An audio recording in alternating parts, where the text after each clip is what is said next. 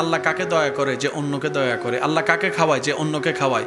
আল্লাহ তার দোষ গোপন রাখবে কবরে, হাসরে, জান্নাতে, দুনিয়ায়।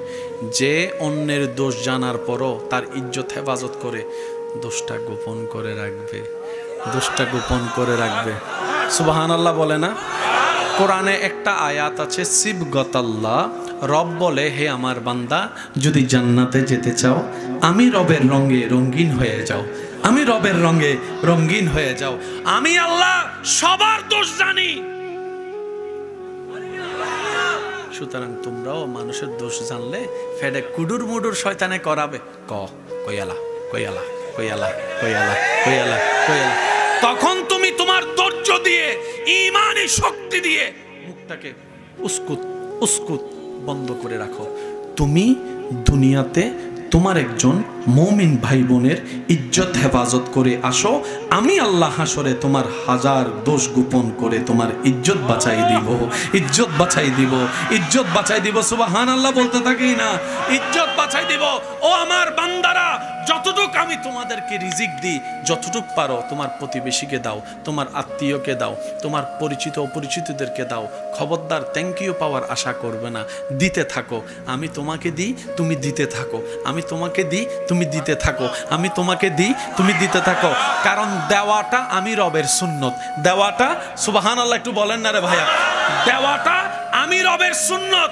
আমি যখন কোনো বান্দার ভিতরে দেওয়ার সেই টেন্ডেন্সি দেখি, আমি আল্লাহ তার রিজিকের মধ্যে বরকত দান করে দিই। বলেন সুবহান। মনে রাখবেন, দিলে কমে দুনিয়ার নিয়ম, রবের জন্য দিলে আরেকটু জোরে। এবার কেমনে বারে যদি আপনারা অনুমতি দেন আমি একটু বলার চেষ্টা করবো ইনশাল্লাহ। আমি আপনাদের সাথে আরো অল্প 5-10 মিনিট আছে, একটু মনোযোগ দিবেন। আল্লাহ আপনার তকদিরের মধ্যে সারা বছরের জন্য, সারা জীবনের জন্য বরাদ্দ করছে 50 বস্তা চুল। কয়টাও? আপনি চাইলে একদিনও খাইতে পারেন, এক সপ্তাহ খাইতে পারেন, এক মাসও খাইতে পারেন, এটা আপনার ইচ্ছা। কয় বস্তা বলেন না ভাই, কয় বস্তা? এবার বুঝতে পেরেছেন কেন অপচয় করা আল্লাহ পছন্দ করে না? আপনি যত অপচয় করবেন। এবার আপনার ঘরে চাউল আছে 10 কেজি, ভাই একটু মনোযোগ। চাউল আছে কয় কেজি? মানুষ আছে কয়জন? আপনি চিন্তা করছেন কমপক্ষে এটা আমরা এক সপ্তাহ চালাবো। হঠাৎ 5 জন মেহমান চলে আসছে, তাহলে আপনার প্ল্যানিং এক সপ্তাহ কয় কেজি? বলেন না ভাই, কয় কেজি? এই 5 জন যে চলে আসছে, এখন তারা খাইলে তো 10 কেজি থেকে কমবে, তার মানে এখানে সপ্তাহ কমে যাবে। আপনি কি করলেন? যা হওয়ার হোক, আল্লাহ মেহমান পাঠাইছে। কারণ আল্লাহ খুশি হলে 3 কাজ করে। আল্লাহ খুশি হলে কয় কাজ করে? আল্লাহ যখন খুশি হয় তখন আকাশ থেকে বৃষ্টি বর্ষণ করে দেয়। সুবহানাল্লাহ। আল্লাহ যখন খুশি হয় তখন আল্লাহ বান্দাদের ঘরে কন্যা সন্তানের জন্ম পাঠাই দেয়। সুবহানাল্লাহ। আল্লাহ যখন খুশি হয় বিন বলায় মেহমান পাঠাই দেয়। এই 3টা কারণ যখনই দেখবেন বুঝবেন রব খুশি। সুবহানাল্লাহ। ঘরে যাইয়া বললেন না না না না, ঘরে যাইয়া কোন সুবহানাল্লাহ। এবার যার যত শক্তি আছে ফুল ভলিউমে বলেন সুবহানাল্লাহ। কয় কেজি চাউল? মানুষ কয়জন? সময় কয়দিন? এবার সে 5 জন মানুষ আসার পর আপনি যখন তাদেরকে খাওয়ালেন, 10 কেজি থেকে যখন কমছে, আপনি শেষ পর্যন্ত আল্লাহকে বললেন, আল্লাহ মেহমান তো তোমার নিয়ামত, আমি তো সেমন সেবা করতে পারি নাই, তুমি যা দিয়েছো তার থেকে আমি আল্লাহ চেষ্টা করেছি মেহমানদারি করার জন্য। রব বলে যে মেহমানদারি করা তো আমার সুন্নত, খাওয়ানো তো আমি আল্লাহর সুন্নত। বান্দা তুই খাওয়াইছস? আল্লাহ আমি খাওয়াইছি, কিন্তু তুমি যা দিয়েছো তা থেকে খাওয়াইছি। রব বলে যে যা, এ ফেরেস্তা তার এক সপ্তাহের রিজিক কত? কয় 10 কেজি। আল্লাহ কয় তার সারা জীবনের 50 কেজির লগে আরো 20 বস্তা চাউল যোগ করে দেয়, 20 বস্তা চাউল যোগ করে দেয়, 20 বস্তা জল যোগ করে দেয়। এবার কোরআন ডাক দিয়ে বলে, মান জাআ বিল হাসানাতে ফালাহু আশরু আমসালিহা। আমি রবের সন্তুষ্টিতে যে এক দিবে, বিনিময়ে আমি আল্লাহ সর্বনিম্ন তাকে 10 গুণ দান করব। আর একটু জোরে বলতে হবে সুবহানাল্লাহ। সেজন্য মনে রাখবেন, দিলে কমে না, তবে শর্ত হচ্ছে একটা, দিয়া খোটা দিতে পারতেন না? তোরে যে খাওয়াইছিলাম মানে আছে না, বলেন না, তুই যে গর্তে পড়ছিলি, আমি যদি 2 বছর আগে তোরে সাহায্য না করতাম কেমনে কি হইতো। আচ্ছা, এই জীবনে আপনাদের কারো হলে একটু হাত তুলবেন। অনেক সময় কি হয়েছে কিনা একটু দেখেন তো, রাস্তার মধ্যে 1 সেকেন্ডের জন্য বাচ্চা গেছেন? কে কে আছেন হাত তুলেন। এবার হাত নামান। আমি বলবো, আপনারা বিরক্ত হচ্ছেন মনে হয় না? অল্পর জন্য বাইচা গেছে এরকম অনেক মানুষ আছে না? আচ্ছা, অল্পর জন্য কি বাঁচে ভাই? মৃত্যু যদি থাকে সুইয়ের ফুটায়ও মরণ হইয়া যাইব। আর মৃত্যু যদি না থাকে, বড় ট্রাক আইসা যদি আপনারে এবার বলেন রাখে আল্লাহ। করোনাকালীন সময়ে প্রথম ধরিস না, মইরা যাবি, মুখ বান্ধালা মইরা যাবি। তো একজনে ওই কি একটা ভিডিওতে আমি ফান খাই, আমার করোনা হইতো না, এসব কথা কয় না, আছে না একজনের চিন্তা। আচ্ছা, আপনাদের এলাকায় করোনাকালীন মানুষ কম বেশি অনেক মারা গেছে, আল্লাহ তাদেরকে জান্নাতুল ফেরদৌস নসিব করুন। করোনাকালীন সময় আপনারা ছিলেন? মরা না জিন্দা? এলাকার বাইরে ছিলেন না এলাকায়? মরছেন কেন বলেন না? এখানে এমন অনেক ব্যক্তিও আছে করোনাকালীন ঠিকই করোনা হয়েছে, কিন্তু হেদের খবর নাই। এসে কথা বলেন রে ভাই, কারণ করোনাটা যে কোন জায়গায় লুকাই থাকে কেউ তো চিন্তা না। মনে করেন আপনি করোনা না হওয়ার জন্য স্যানিটাইজার দিয়ে হাতটা পরিষ্কার করে বাথরুম থেকে বাইর হইছেন, যে দরজা ধরছেন এই দরজায় ছিল করোনা হতে। তো শেষ পর্যায়ে প্রথম দিকে এনভায়রনমেন্ট ছিল এরকম, তুই না দূরে থাকো, এমনে করো না, হেমনে করো না। যখন বারবার লকডাউন মানুষ যখন বিরক্ত হয়েছে, শেষ পর্যন্ত কি হয়েছে, আল্লাহ বাঁচাইলে বাঁচবো, আল্লাহ মরাইলে মরবো, আর কত করে বসে থাকবো। এবার আওয়াজ দিয়ে বলেন, করোনাকালীন আপনার এলাকায় কোনো পাগল মারা গেছে? বুঝলেন কথা?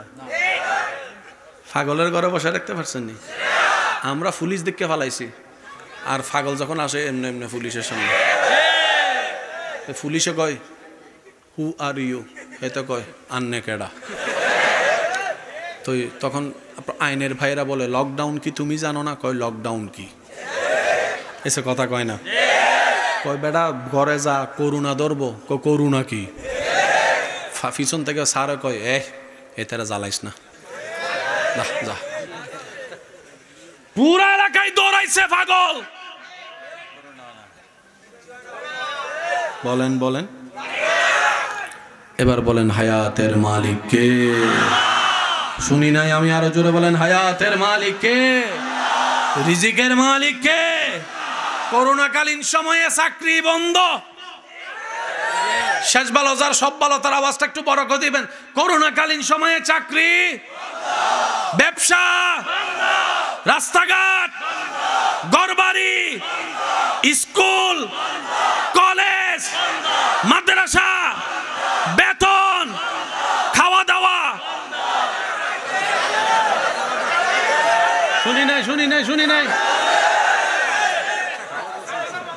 খাওয়া দাওয়া একবেলা। এবার আমাকে একটু অঙ্কটা মিলাই দেন। বাজার করতে টাকা আসতে চাকরি ব্যবসা লাগে, তো দোকানও বন্ধ, চাকরিও বন্ধ, সবই বন্ধ। আপনি বাজারটা করলেন কিভাবে? টাকাটা পেলেন কিভাবে? খেয়েছেন কয় বেলা? তখন আমার ভাইয়েরা বলে আসলে তখন ভাবি নাই, এখন কল্পনা করলো কেমন জানি মনেও পড়ে না। করোনাকালীন সময় তো ঘরেই ছিলাম, বের হতে পারি নাই, সপ্তাহ পর সপ্তাহ এমনও গিয়েছে, কিন্তু খেলাম কিভাবে? কোনোদিন তো উপবাসে পেটের ক্ষুধা অন্তরে রেখে, বুকের মধ্যে রেখে ঘুমাইতে হয়েছে, এমন তো রেকর্ড মনে পড়ে না, এমন রেকর্ড মনে পড়ে না। এবার কোরআন ডাক দিয়ে বলে, ওরে বান্দারা, আল্লাহ তো করোনা দিয়েছে এটাই বুঝার জন্য 2 নাম্বারই করার দরকার নাই।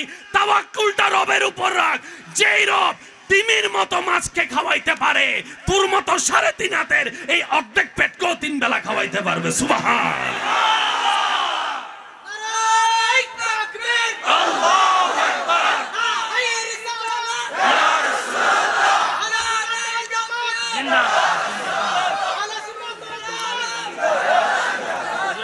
উচ্চ আওয়াজ একবার বলেন মারহাবা।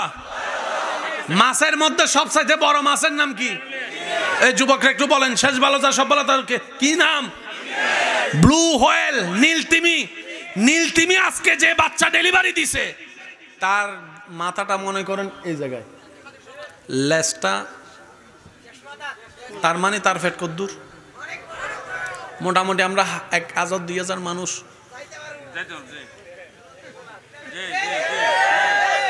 কথা কয় না, কথা কয় না।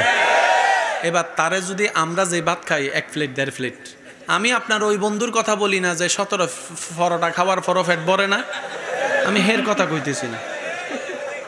আছে না, আছে না বন্ধু, আজকে আমার একটু খাওয়া, সেও কইছে চল খাওয়াই। খাওয়াইতে যখন লেগে গেছে সে বাইরে কয় কান টানা তো বা আর জীবনে খাওয়াইতাম না, আর জীবনে খাওয়াইতাম না। আছে না নাই?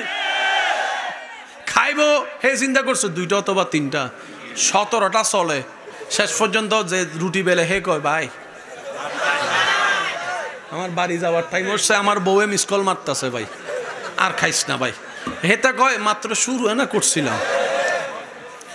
আপনার অনেক বন্ধু বান্ধব দেখবেন খাইতে বসলে ফ্যানটা নিয়ে আর খুলে দেয়। কথা কয় না কা যুবকরা, এত ঠান্ডা আওয়াজ দিলে হবে না। আছে না নাই? এবার আসেন, সে তিমির পেট যেটা আছে, তিমির কোনো চাকরি, ব্যবসা, দোকানদারি। এবার তিমির যদি জিজ্ঞেস করেন ভাই জন্মের পর থেকে কখনো উপবাস ছিলা? কয় না, এরকম তো মনে পড়ে না। তো তোর যে সাইজের পেট 1 প্লেট বাদ দিল তো তুই আমাদেরকে লাথি মেরে ফেলে দিতে কয় কিতা দিছস? তোমার মা বাপ কই? হয় না, আমার মা বাপ জন্ম দেওয়ার পরে কিছুদিন আমার সাথে ছিল, এরপরে আমার মা জায়গায়, বাপের জায়গায় চলে গেছে। তো তুমি কি? আমি একা। তো চাকরি আছে? চাকরি কি? ব্যবসা আছে নি? এখানে ফানির তলে কি ব্যবসা করবি? খাওনি? খাই মানি আমি এক বেলা খাই কমপক্ষে 1 টনের উপরে, 1 টনের উপরে, 1 টনের উপরে, 1 টনের উপরে, 1 টনের উপরে। সুবহানাল্লাহ, আমি শুনি না। আমি কই কিতা কো? আমরা কই কিতা কো 1 টন? কই আমার গাল দেখোস না বেটা, গালটা বড় করলো তো তোর ফ্যান্ডল। 1 টনের উপরে কখনো ক্ষুধার্ত ছিল না? কয় না। আমরা বললাম কেন? কয় এটাই তো আল্লাহ তোদেরকে শিখাইতে চাই, মালিকের গোলাম বনে থাক। শুনি নাই, আমি শুনি নাই। মালিকের উপর ভরসা করে থাক। যে রব ছোট্ট ছোট্ট পিঁপড়াকেও খাওয়াইতে পারে, একটু বুঝবেন সুবহানাল্লাহ। যে রব গাছের ঢালে ঘুমন্ত পাখিকে ঘুমন্ত অবস্থায় গাছ থেকে ঢলে পড়ে যেতে দেয় না, যেই রব পুরা আসমানটাকে ছাদ বানিয়ে রেখেছেন খুঁটি ছাড়া, যে রব পুরা পৃথিবীকে পানির উপর ভাসাই রেখেছেন, ও বান্দা ওই রবের উপর কি বিশ্বাসটা তুই রাখার মতো রাখতে জানিস না? যদি তুই রাখার মতো রাখতে জানিস, আল্লাহই তোর জন্য যথেষ্ট। হাসবুন আল্লাহ, হাসবুন আল্লাহ, হাসবুন আল্লাহ, হাসবুন আল্লাহ। দুনিয়াতে যা হোক, যেমন হোক, তোর মন মতো হোক আর না হোক, একটা কথা সর্বদা মনে রাখবেন আমার ইমানদার ভাইয়েরা, মন মতো হলে যদি 2 রাকাত নফল নামাজ পড়েন, মন মতো কোনো কিছু না হলে 4 রাকাত নফল নামাজ পড়ার চেষ্টা করবেন। সুবহানাল্লাহ। মন মতো হলে যদি একবার আলহামদুলিল্লাহ বলেন, মন মতো না হলে 2 বার আলহামদুলিল্লাহ বলার চেষ্টা করবেন। কেন জানেন? কারণ মন মতো হওয়াটা আপনার চাওয়া ছিল, আর যেটা আপনার মন মতো হয় নাই সেটা আপনার রবের চাওয়া হয়েছে, আপনার মালিকের চাওয়া হয়েছে, আপনার খালিকের চাওয়া হয়েছে। বান্দা তো সেই আসল বান্দা যে রবের সন্তুষ্টিতে নিজেকে সন্তুষ্টি রাখতে পারে, সেই তো আসল বান্দা। চিৎকার দিয়ে বলেন সুবহান।